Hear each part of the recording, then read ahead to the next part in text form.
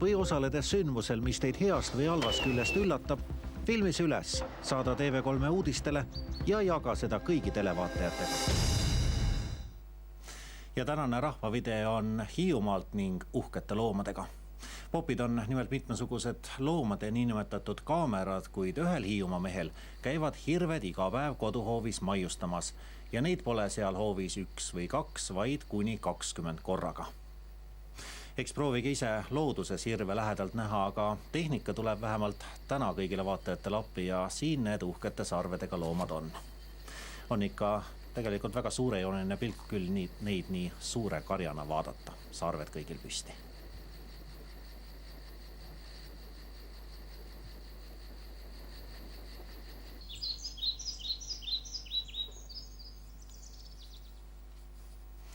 Uhked loomad ootame jätkuvalt teie klippe aadressil rahvavideo.delfi.ee ja nädala parimale anname ka 500 krooni preemiaks ning eelmise nädala 500 kroonise ulatame tartlasele, kes filmis väga vihast kojameest, nii et võtame teiega ise ühendust.